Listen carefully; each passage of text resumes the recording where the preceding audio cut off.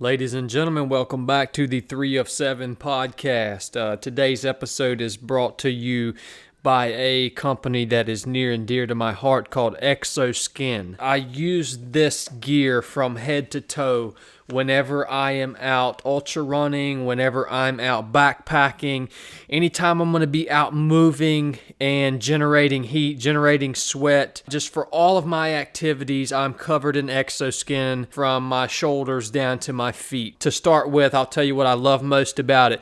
You do not have to use anti-chafing cream when you're wearing Xoskin. Rick has designed this fabric to where it channels moisture and body sweat away from the skin, so you don't retain moisture, you don't retain salt and have salt build up in those areas that we all chafe in. It has rapid dry copper technology.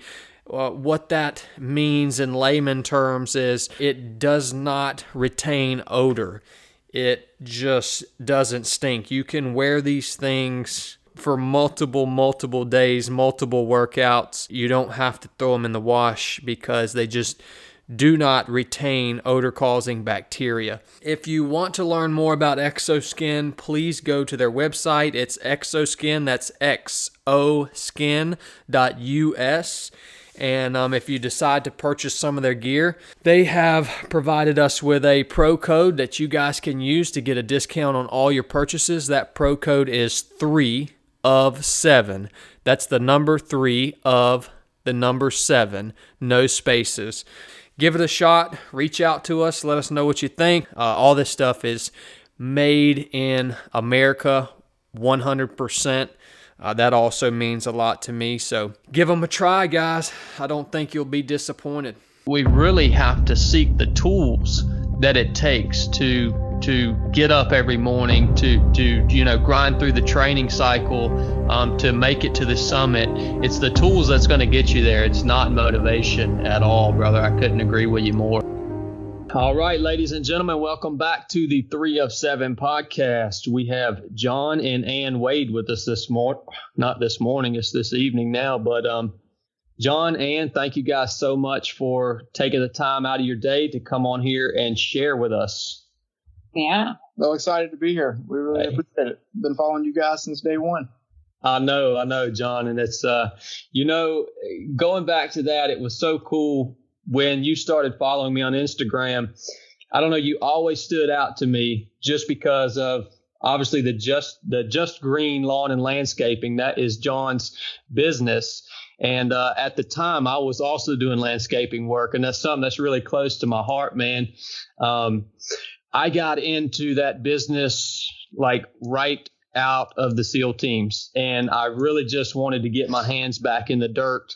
And, I'd been doing this crazy job for 12 years, and it's like I just wanted to get back to something that was just pure and simple. And not that what you do, John, is not simple. I see the things that you create out there in people's yards. You actually do landscapes.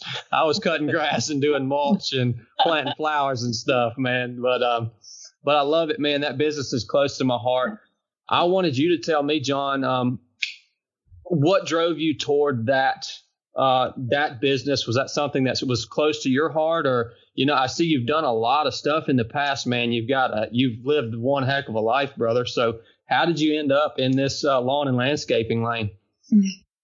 Well, it's been a bit of a journey. I worked really once I graduated from college, basically went to work for Cisco, which was an IT company, and I was there for about 10 years. And I left Cisco to go work for a startup company and then got laid off. So I was laid off for a couple of years, and I was, really trying to figure out what to do. And at the time I was 35, so I didn't really anticipate, going through that type of issue at that age. So I went back to really a lot of my background was more in the blue collar type of realm, and I really enjoyed working. Kind of like what you said, is kind of getting back to your roots, or just getting back to where something's more pure or something is more rewarding. And so after a couple of years of being out of work, I just decided to start a landscaping business. say after a couple of years and not having any money left. For that. Like, what do I know how to do? I know how to cut grass. So yeah, we'll take her off the call now. Well, I'm gonna tell you, man. For me, just there again, getting back to that line of work. I mean, we talk a lot about body, soul, and spirit here on 3 of 7, and that. Getting your hands in the dirt, man, and getting out there and just something as simple for me as mowing grass and just smelling it, rain or some fresh cut grass, man. That's a body, soul, and spirit thing for me. It always has been. I'm a grass cutting man, brother. I love it. So I agree with that. Yeah. Starting that. And starting that business up, a lot of our listeners too are entrepreneurs and, in that lane, brother. So, starting that business up from scratch, what's some of the biggest challenges that you faced, man? Really,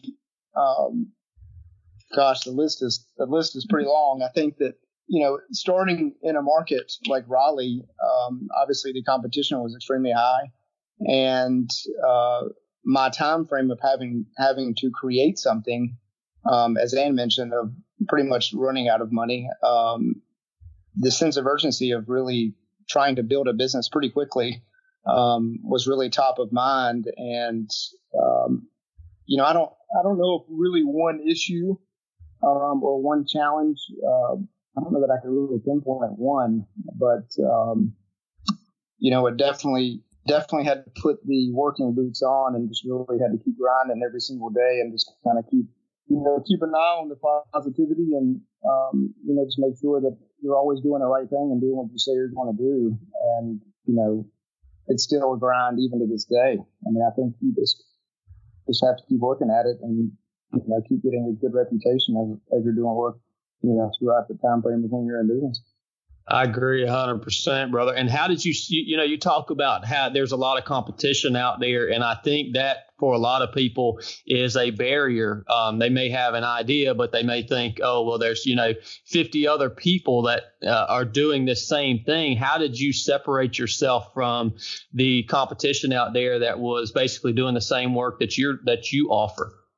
Well, I think, my 10 years in corporate America, I think it allowed me to actually be a customer. So I think that in the time frame that I was, in the working world, I could kind of tell, what people would want, or, I could really see the lack of, responsiveness, maybe in the contractor realm of work where, somebody might call you and say, hey, can you come meet me tomorrow at 1:00 and let's talk about my yard or something. And then all of a sudden, all you hear about is the people that just didn't show up.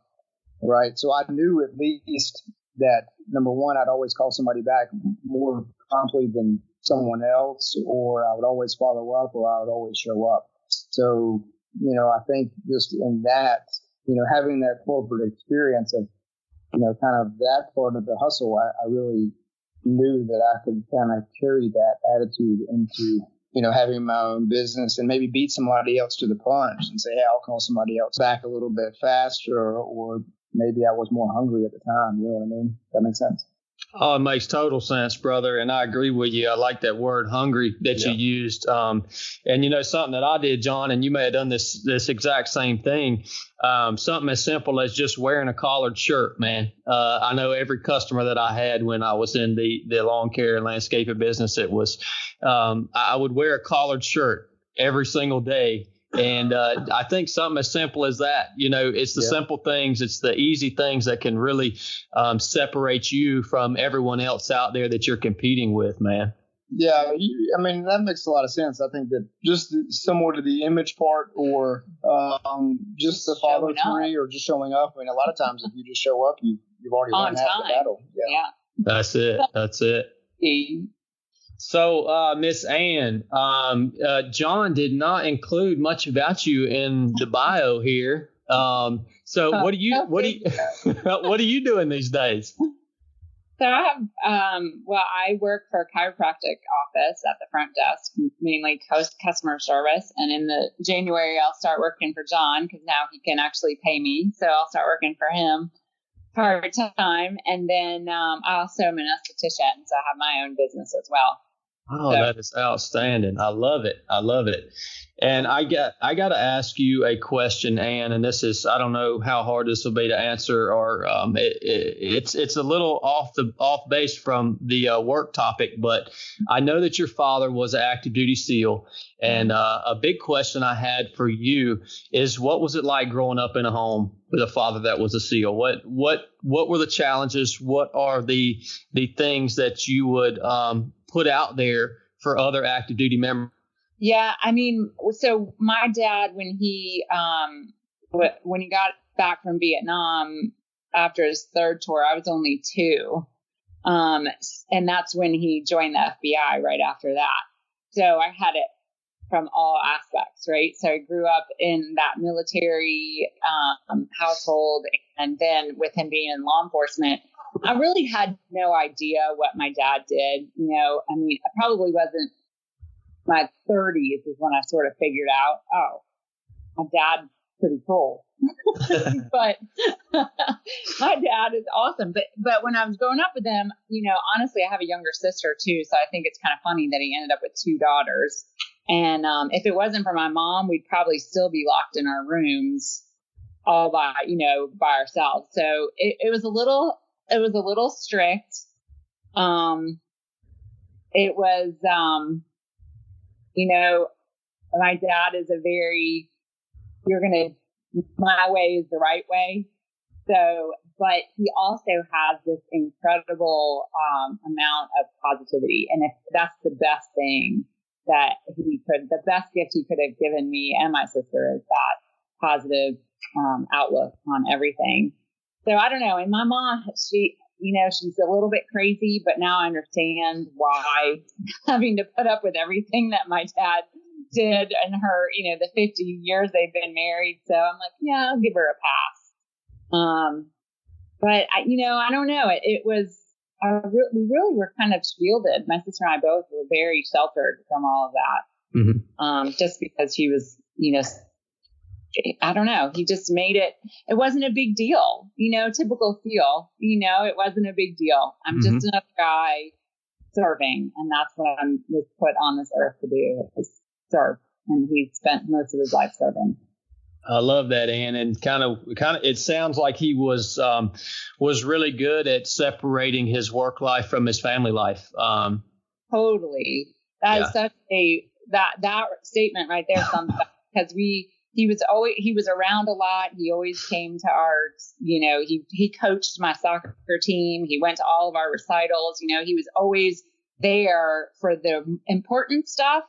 But my mom did all of the raising, really, But you're right. He never brought it home with him. When he walked in that door, he was with his family, and he never left home in the morning without giving us all a kiss goodbye and telling us he loved us.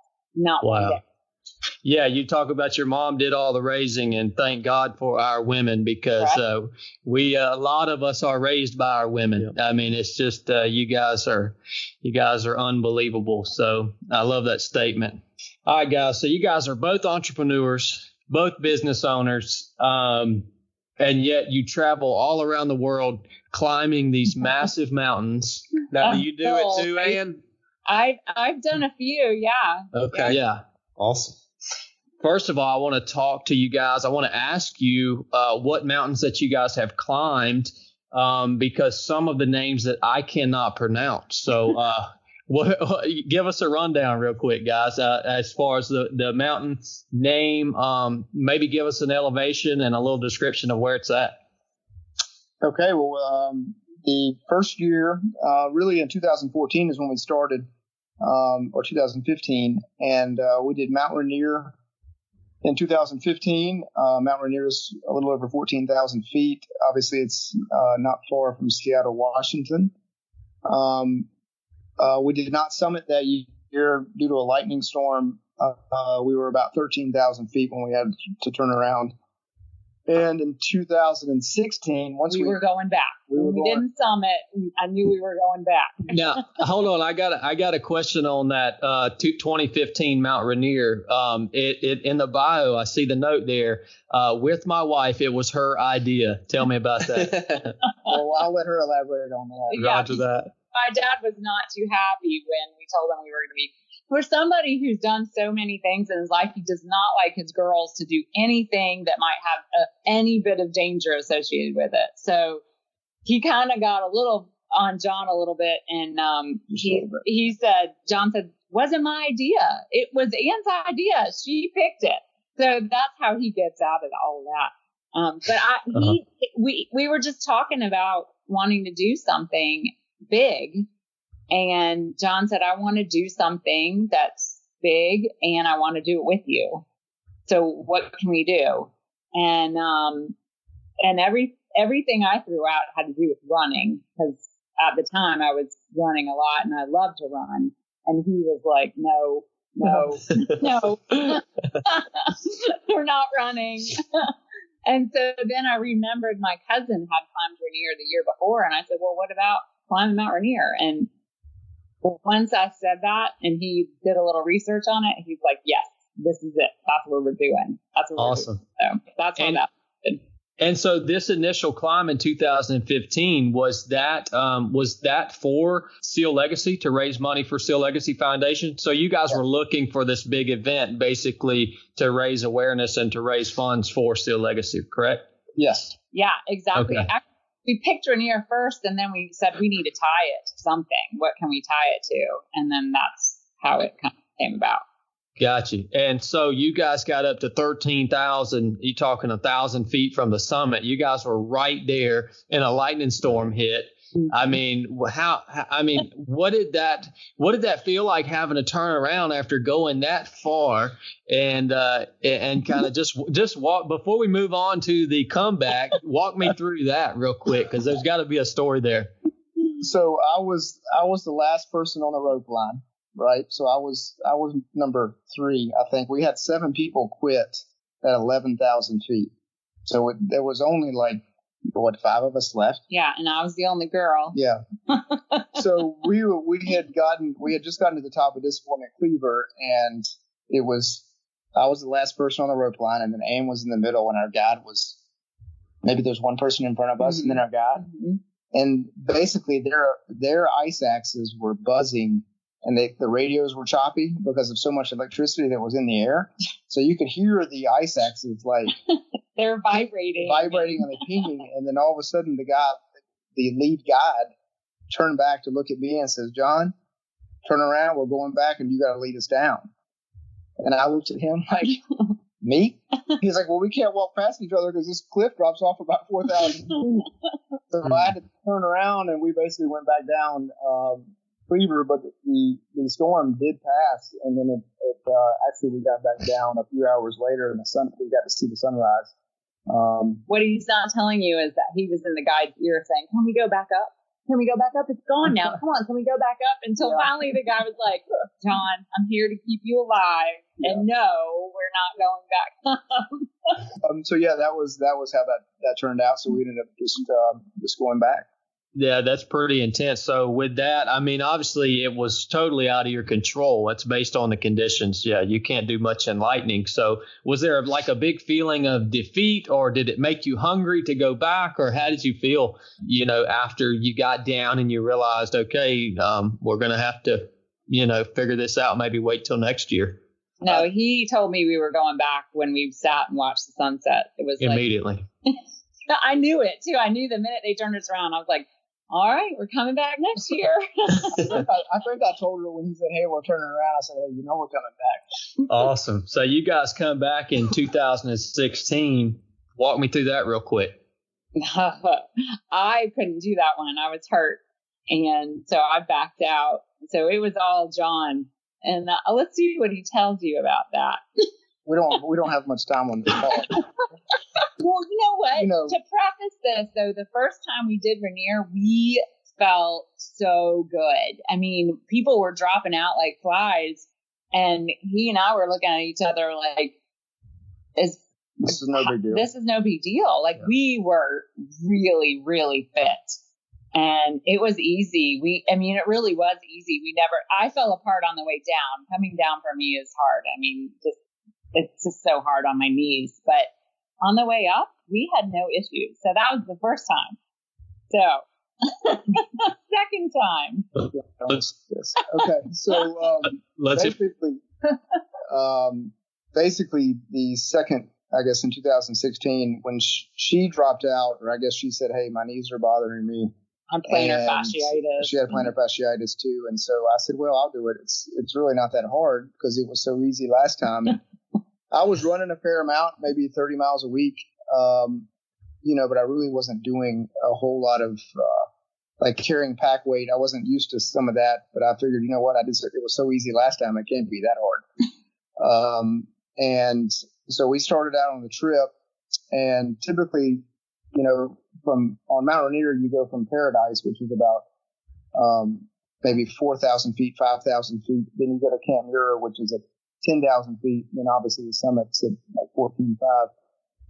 So at 5,000 feet, we started at Paradise, and we got in the trip that the guides would stop, every hour and take a break for 10 minutes or so, and you'd, rehydrate and get some food. And we had just been going an hour, and the guide said, "Hey, I'm supposed to ask this question, but does anybody have any hot spots?" Usually nobody does, but I just want to make sure everybody's taken care of. And I looked around for a minute, and I raised my hand. And I said, "Yeah, I've got a hot spot already starting on one of my feet." And he laughed. He said, "No, man, you can't have a hot spot already." And I could see the parking lot, right? Like I could see the parking lot from where I was. And I knew that I would have about a 29-hour day. And I was like, "Well, I've already got a hot spot." Well, they pull my boots off. And of course I'm like, "Oh, good God, I'm going to beat this guy right here." And they pull my boots off. And of course I've already got, a pretty good sized blister starting. So then the next hour goes by, and the next hour goes by. And obviously it takes maybe 6 hours, 5 or 6 hours to get to Camp Muir. And when I got to Camp Muir and pulled my socks off, it looked like Corned Beef Hash. And I was like, I can still see the parking lot way down there. And it was almost all I had just to get to Camp Muir. And I thought, okay, once I'm at Camp Muir, I'll have another, we're having about a 15-hour summit day. I can get some rest. I can kind of bandage my feet, duct tape my feet, whatever I need to do. And once they woke me up an hour early to duct tape my feet, which was 11 o'clock, and then we left around midnight. And then I summited that morning around 8 a.m. I think it was like 50-mile-an-hour winds, maybe 40 below-ish or something like that. I think the temperature was 0. And my feet were destroyed. Like, I made it to the top and made it down, but it was definitely a challenge. John, how'd you deal with that pain, man? Because I can only imagine feet in that type of shape and having to move, not only uphill but downhill. I mean, how'd you deal with that, brother? What techniques did you use to kind of put that away and carry on, man? It's funny because I was cramping really bad, and my feet were. I mean, I didn't wear shoes for 2 months, 2.5 months. Oh my gosh! And they loaded him up on antibiotics too, because his feet were shredded. I've thought about that many times. I've thought back to a lot of that, especially listening to a lot of your, like even y'all's podcast or even the podcast that you've been on. I mean, I don't know if there was it really hurt the entire time, but just put one step in front of the other. I mean, there's really, once you set on something and you have to set your mind on something, and especially for a cause like the Seal Legacy Foundation, there was no way I would go back to like Mark McGinnis or to her dad and say, well, you know what? My feet kind of hurt a little bit. I couldn't make it. I mean, you know what I mean? Like, he said if he was climbing for the American Lung Association, he may have quit. Well, and that's so awesome, John. And that shines through with me, brother, because you had a why. man, you had a solid why of why you were out there doing this, man. And you could fall back on that, every single time that pain started to overwhelm you mentally or physically. It's so important to have that why when we step off on these missions and we don't know where we're going to wind up. We don't know what the conditions are going to be in. That's what I'm hearing from you, brother. You had that solid why of what you were doing out there and the reason you were there, brother. Yeah, for sure. Yeah. That's amazing. So interesting clip. Nothing has been quite that exciting since that one. I've been way more prepared on ever since then. Definitely a lesson learned through the furnace of adversity. Oh, that's it, my man. So fun. Yeah, good stuff. He doesn't like to talk about it too. It's always me throwing out. Tell him about your feet. Like, do I have to? Yeah, foot care is hands down one of the most important things when you're out there doing something like that or ultra running or whatever it may be. You got to have a system worked out. That's for sure. So, but you don't learn. You learn through those hard times. If we don't fail, if we don't inflict some adversity on ourselves, whether it's, in our control or out of our control, then we never learn. So I bet you take the best care of your feet out of anybody around these days. Yeah, there's no question. I've got it all. I've got it all mapped out. But so tell me, and just for the listeners, ultra runners and other hikers and climbers out there, what do you do for your feet now, John, after going through that, man? Well, right now, once all of that happened and once my feet healed, I was doing some research and basically I use like just a liner sock, and then I'll use a merino wool, just a mountaineering sock over that. But what I've taped my feet up with is Leuco tape. I don't know if you've ever heard of Leuco tape. And so what I'll do is I'll just put just where I know where I'm getting hot spots, just on the backside of my heel, maybe underneath my feet. And just around my big toe or something like that, I just use Leuco tape. And it's really, what's crazy is that even if your feet sweat, that tape does not move. So the duct tape, I think, added an issue to what I had going on, because I had these blisters that were the size of they were bigger than $50. Like they were like 7 or 8 of them on each of my feet, and they were just coming off. And I think it might have been the duct tape, right? So you don't have any pictures, do you? Oh yeah, these would be awesome to put on the podcast. Yeah. You can post them on your Instagram, kind of like your sticker picture. You got to send some pictures up, John. I'll send that. But he likes to load those pictures up and put them in pictures that he's showing people, so that when they scroll, they don't know what they're going to come on, and go, oh god. Wild, man. But yeah, Leuco tape has been definitely been what I use ever since then, and I haven't had an issue. And don't buy boots the night before either. That's true too. Yeah. That's definitely a big no. And I'll tell you something that I've done too, John, that might help you in the upcoming in your upcoming mission, man. To just kind of add to your foot care program. This is by no means an ad, but there's a good friend of mine that makes a product called Salty Britches, and it's just okay. Yeah, so you follow Amy. So man, I've got to where I'll take that Salty Britches and just cover my foot in just a thin layer of that stuff, man, and put my sock on over top of it, and it really creates just a awesome barrier. It's helped me tremendously as far as foot care goes. So that's just I started following her after. I think after I wanted to go to that event that you went on with Jesse, that y'all went on, and was it outside of Atlanta? Yeah, Camp BYLR, yeah, BYLR, and I was talking to her a lot about that, and I couldn't get my schedule to align, but I saw her go, and I remember y'all talking about that. But yeah, I started following her about that time. Yeah, she's got a good product, man. Reach out to her; she'll probably help you out. She's an awesome lady and a super awesome product. And I know you're all about foot care now, so it'd be right up your alley, brother. All right, John. Let's let's move on to kind of the missions we got through 2016. Let's talk about 2017 and 2018. The one in 2017, I can't pronounce that one. Okay, so Mount Xoskin Okay. Xoskin is in the Cascades. It's in between Mount Rainier and Mount Baker. It's in the Pacific Northwest. It's a little under 10,000 feet.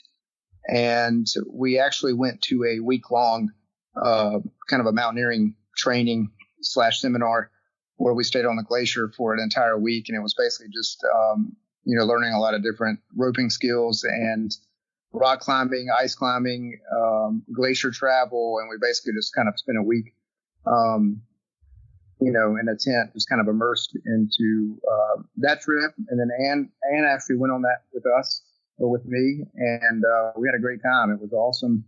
We both summited that day, and that was a really cool trip. That was fun. Yeah. The last 1,000 all rocks, just a big, huge pile of rocks. And that was so much fun scrambling up those rocks. And our guide, there were 3 of us and then a guide. And the guide said to us as we were getting ready to climb up those rocks, he said, all right, just follow me, follow my lead. When I tell you to go, go. He said, you're not going to die, but I can't guarantee that you won't get really hurt. I'm like, yes. Yeah, so that was fun. I'm your battery. That was our first escapade in some alpine rock climbing. So that was really cool. That was a really cool experience. Yeah, it was fun. So we got that in 2017, and then moving on this is year after year, dude. You guys are hitting the mountain every single year. And obviously we're going to talk about in just a minute why you guys are doing this. 2018 was Mount Baker. So I did, I did not want to do the ice climbing. So Mount Baker, the North Ridge of Mount Baker. Mount Baker is also in Washington, not too far from the Canadian border.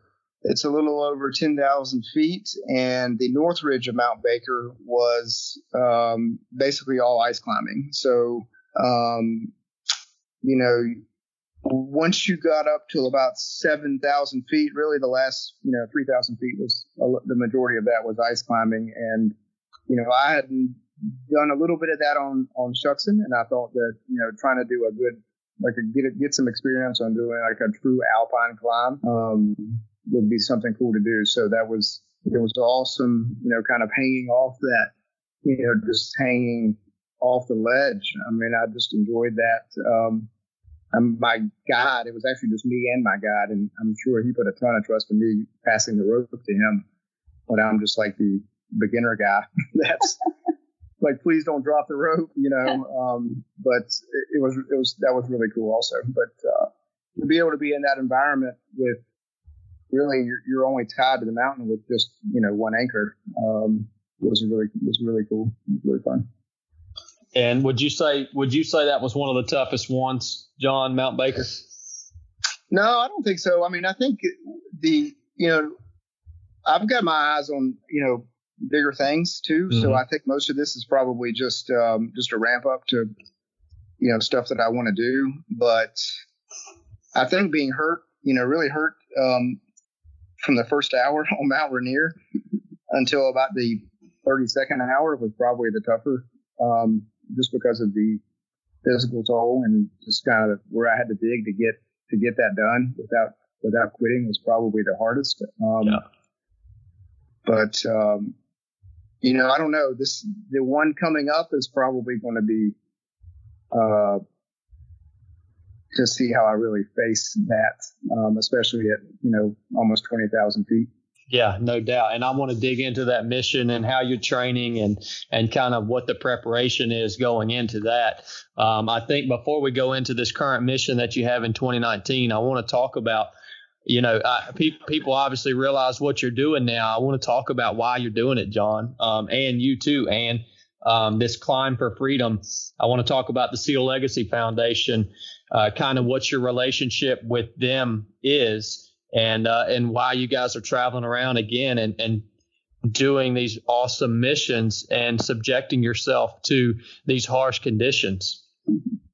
Well, I think and Ann might say otherwise, but I think for me personally, if you go back to even a lot of your words on the furnace of adversity, or just, putting yourself into adverse conditions to be able to grow. I didn't feel like that if we were doing something and we wanted to do something quote unquote big, her dad was a Navy SEAL and my dad was in the Air Force, and, I was not in the military. I mean, at that time I was more focused on racing, and, I played soccer in college. I mean, it just wasn't something that was on my radar. But the mission for us, I feel like that we have to put our time in and our energy in on the training and the days that you don't feel like you want to get up, but you still have to get up, and, to support people like you. It wouldn't be right just to kind of write a check. I think we have to really put ourselves into those situations to make it feel more worthwhile, or to make it feel more of a sacrifice. Like it's more of a sacrifice, I guess. Because it takes a lot of time. Like, I probably work 60 hours a week, and I'm probably training 15 hours a week. So, I have to put my time in, or else I'll face the consequences. Does that make sense? Mm-hmm. Yeah, it totally does. And I think doing what you're doing, John, I think it gives you it definitely 100% gives you a stronger connection to the SEAL Legacy Foundation, what it stands for. I think for me, I could only imagine the time that you spend training and the time that you spend on the mountain. A lot of that time is reflecting on the mission of SEAL Legacy Foundation and the people that it's supporting. And, I think it's, looking over the website for SEAL Legacy Foundation, you guys have been able to raise over $75,000 since 2015. That's amazing, brother. I mean, it's unbelievable. So what is your connection to the foundation? Is your father involved? Is that his foundation, or what's the connection there? Why did y'all choose the Legacy Foundation? What does it mean to y'all? So my dad, we actually, the first time we went to an event like that was for the Navy SEAL Foundation in Washington, which my dad is a part of that. And so originally that's who we reached out to see if, that was something that they would be interested in. And it's such a huge foundation that they actually directed us to the SEAL Legacy Foundation, because at the time they were only like a year old, right, when we did our first time on the air. Yeah, so Mark McGinnis started the SEAL Legacy Foundation in 2012. So when we did our first, climb, I reached out to Mark and told him what we were planning on doing, and he obviously opened arms with us and just said, hey, because I had known him through some other friends of mine that I went to college with, and basically said, hey, this is what we want to do. And to really piggyback the climbs, we've done 2 fundraisers. I'm from Hickory, North Carolina, obviously, and we've done 2 fundraisers there that basically each time that we've done a fundraiser was standing room only. So, we packed the house, kind of did it was a benefit for the SEAL Legacy Foundation, but we really opened it up to all veterans. We had the high school ROTC come in and do all their spiel and everything, brought some SEALs in to talk about certain things, and even some spouses of people that had benefited from the SEAL Legacy Foundation that maybe had lost their husbands. So to be able to have them come locally and support us and do events like that to raise money for them has really helped out a ton. What does the foundation stand for? I mean, I've got it right here in front of me, but I want to hear it from you guys. I know this has got to be close to your heart, and I know this is what you're thinking about when you're on the mountain. So what do they stand for? What do you guys, the $75,000 that you've raised, what does it do within the foundation? Well, I think taking care of the families. I mean, I think really, to your point of when you initially started this conversation of talking to Ann, like, what was it like for you to grow up in a SEAL family? I mean, even the instances like when her dad was in the HRT and, was gone all the time, like to be able to have a foundation that you're able to lean on as maybe a naval special warfare wife or somebody that they can go to that maybe maybe they've been injured, maybe they've been killed, or maybe they've got some sort of disability or whatever that it is, but to be able to utilize a foundation that is especially run by SEALs, and then is picking up where the government maybe is not. So they're picking up where the government's kind of left off, right? So there's so many people coming back. I mean, you've been in it for 12 years. And I think really the driving force for us is taking care of everybody that comes home, right? I mean, you have to take care of everybody that comes home. And even when they're here, they may not be here. They may need, like even you talked about it in some of your other podcasts about having this transition period of, finding people that you can, hang out with that give you positive feelings, or, going back home, or, doing what the mission work that you're doing with your brother, like, finding that purpose. And I think the foundation can give a family that purpose back, whether their father is here or not. Like, I think that's probably the biggest thing I would say. Yeah. It's not leaving anybody behind, not forgetting about anybody. Yeah, that was something that really impacted me on your website, where you guys talk about not leaving anyone behind. And you talked about, well, on the foundation website, it talks about how no SEAL has ever been left behind in combat, alive or dead. And I just think you guys are the foundation carries on that spirit. I think you hit the nail on the head with that, Ann. And, I was looking over the paperwork you sent me, John, and just looking at the numbers. I mean, I was reading over this earlier, and it talks a little bit about Extortion 17 on August 6, 2011. And I remember when that happened. And, I was just sitting here reading this stuff. And one thing that really just impacted me, and I highlighted it, 52 children of SEALs have lost their father since 2011. Since September 11th, 2001, 52 children. And I had never really seen that number before. And I don't know, it just impacted me, man. It hit me in the core, especially after seeing something like that. It's like, holy smokes, it brings a whole new meaning to what you guys are doing, and a whole new meaning to raising the amount of money that you guys have. And it talks about here these family guardian grants where, the Legacy Foundation provides education, funeral expenses, healthcare expenses, living expenses, quality of life, all these things that I could only imagine that the spouse and the children, they got to have it when they lose their father or husband. And I mean, I don't know. It's a powerful thing, brother. Just seeing those numbers. I don't know. I kind of just started shaking reading that, dude.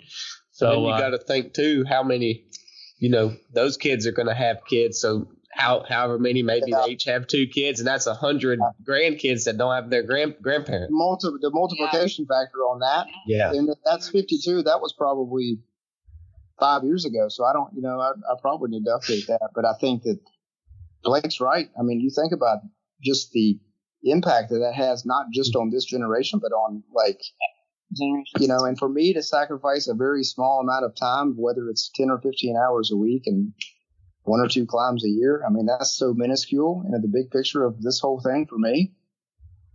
Like, I feel like it's the least I can do. When I spoke at the first one, at our first event, and I spoke from the perspective that my dad came home. And he made it out of Vietnam alive. So I know exactly what I would have missed out on had he not made it home alive. I wouldn't have had a younger sister. It would have just been my mother and me, and, everything that I've experienced just with having a father like I do. I mean, he's amazing. I'm super, super proud of my dad.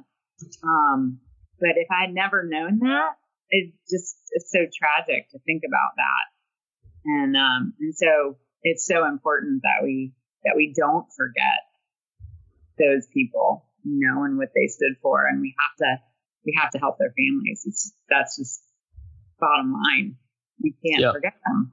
Yep. And you guys are out there doing it. You guys are putting the work in. So thank you both for the time and effort that you put into this, because if it weren't for people like you guys out there doing it, then it wouldn't happen, and people would get lost in the shuffle. And that's just the nature of the world. It just keeps turning. So, never forget how powerful what you guys are doing is. And like I said, this was really just really after the way you articulated those numbers here, John, it just hit me in the core, brother, and it brought a whole new meaning to this interview. So I love it, man. And I want to go into your upcoming mission for 2020, John. First of all, where are you going? So the next one on my list is going to be my first 5,000 meter peak, which will be Pico de Orizaba, and that is in Mexico, about 4 hours east of Mexico City, I believe. It's the third highest peak in North America. So we're in the process of, Ann's will go with me, but she will stay at base camp, which is right around 14,000 feet. So we head there February 6th. So I'm in the trenches of training at the moment. Yeah, talk to me a little bit about that training too, John. What's involved? I mean, you're talking about a 20,000 foot peak. That's no joke, brother. It's higher than I've been. So what kind of training goes into preparing for a mission of this magnitude? Well, with my work schedule, there's many times where I get up at like 3:45 ish. So really, I would say 2 to 3 days a week in the gym, and 2 to 3 days a week running. And then the rest of the time is really spent in the stairwell. My stairs right now are like 4 hours on a Saturday and 4 hours on a Sunday. I do intervals on the stairs with the pack. And our dog. Our dog. Yeah, so my lab goes with me, and she still doesn't get tired.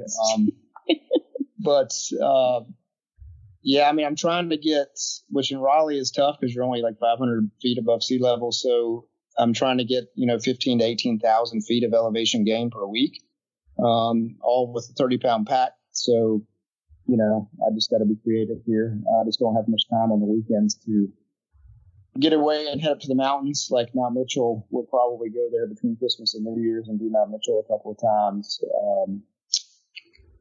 But really, that's 12 to 15 hours a week. That's kind of my range of a lot of time spent with a pack and a lot of time, listening to your podcast.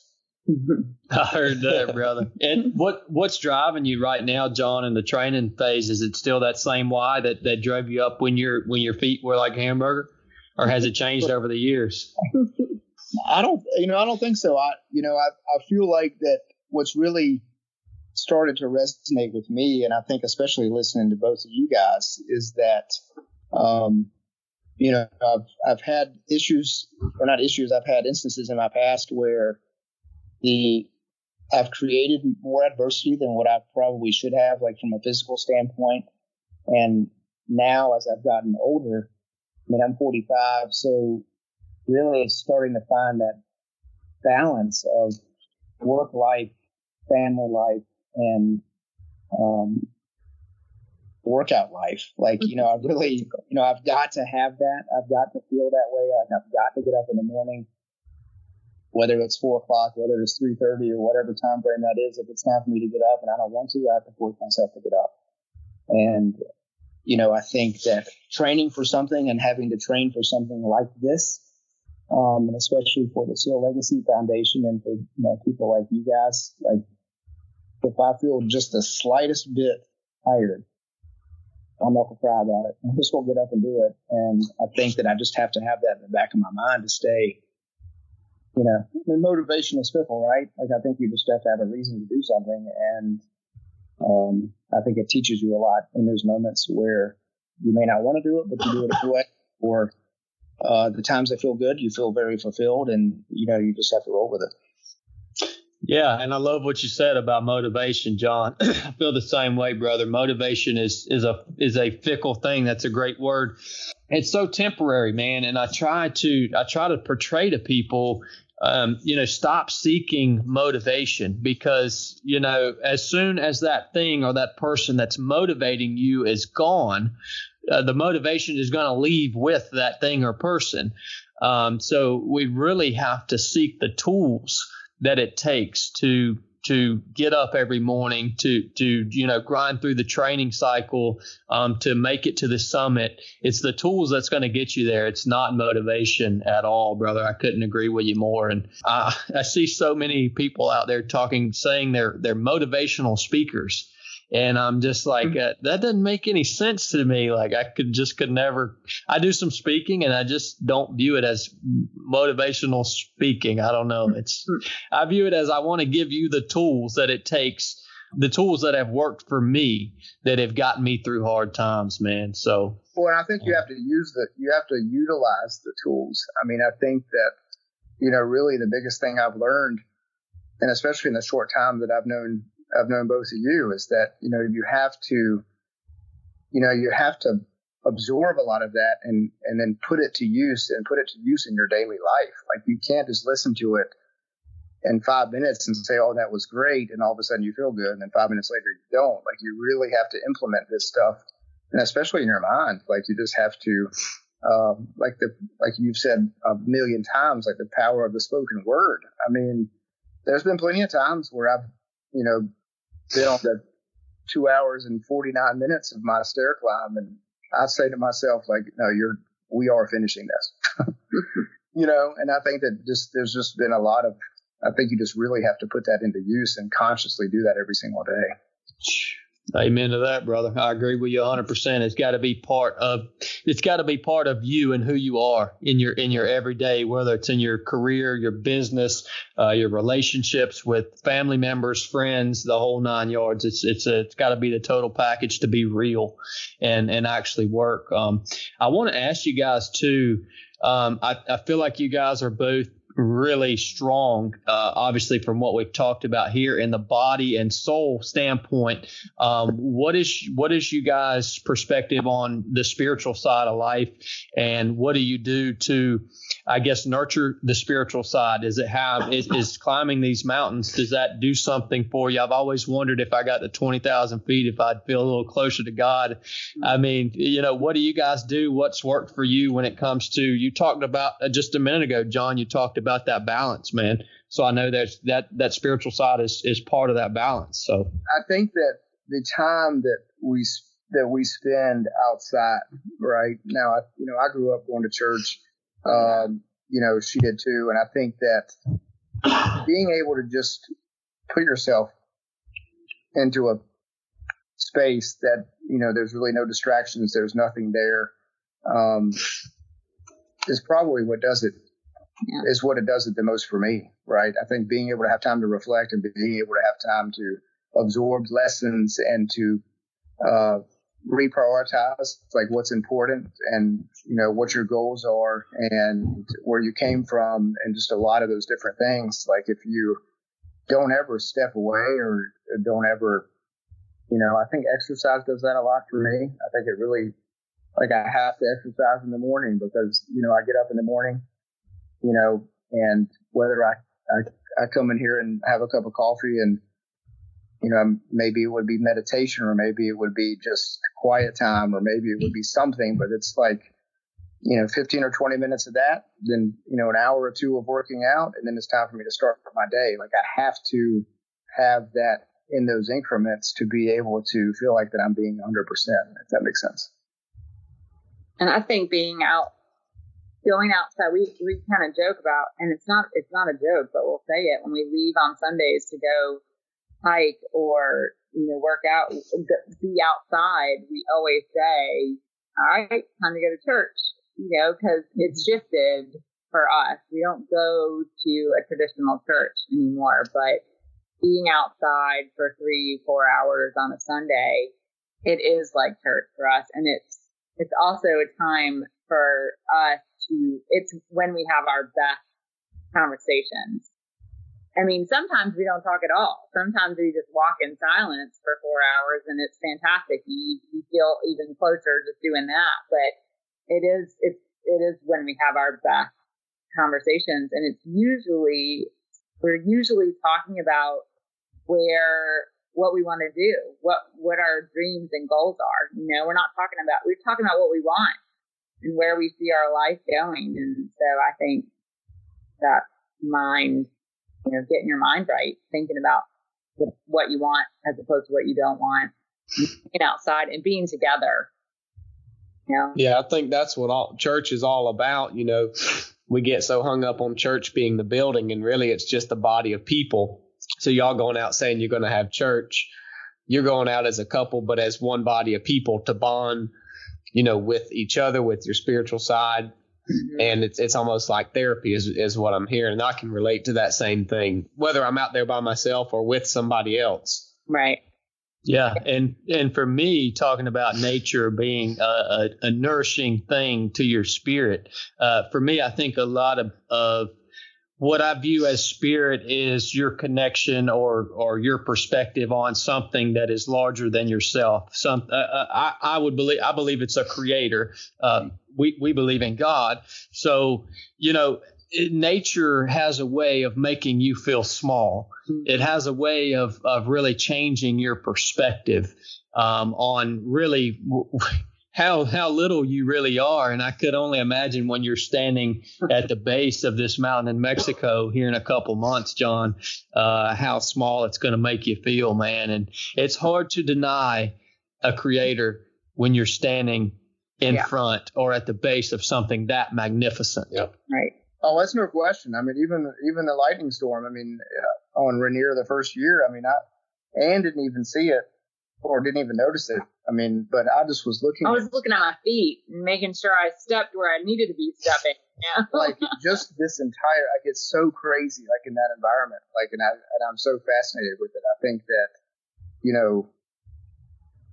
I don't know. I just got bigger plans. Yeah. I love it, brother. Well, I'll tell you what, John, when you get this mission done, man, when it's mission complete, we got to have you back on the show because I have a feeling that we're going to be able to do a whole podcast just based around that mission, man, because what a feat, brother. And all right, guys. So I want to know, how can our listeners follow you guys on your upcoming mission and also support you on your mission and donate to the Seal Legacy Foundation and what you're doing, John? Well, there's a couple of ways you could do that. You could follow me on Instagram at jwade60. I do have an Everyday Hero page that is directly linked with the Seal Legacy Foundation. Or you could go to the Seal Legacy Foundation's website as well. And I think what will happen once we get a little bit closer to the climb, they will have that put up on their website as well. And they'll be doing some posts on Instagram and Facebook once we get a little bit closer to the climb. So really, that would be the easiest way to do that. All right. And Amy, you're going to be along on that mission too, right? I'll be there. And I'll probably I'll do some of the longer hikes. I won't do the summit, but I will be in Mexico with him. Yeah. Awesome. Be on Outstanding. And again, John, thank you so much for taking the time to come on here and share with us about what you do, climbing these mountains, raising $75,000 for the Seal Legacy Foundation. It's just such an amazing thing. And you provided so much value to our listeners, brother. I can't thank you enough. We really appreciate it. I think it's really been great, getting to know you and following you and really following you guys' message. And it definitely does not go unnoticed. I've left numerous comments on, stuff that you posted, and I just hope that, you guys are off to great things. And we can't thank you enough for having us on here. And for your service. And for your service.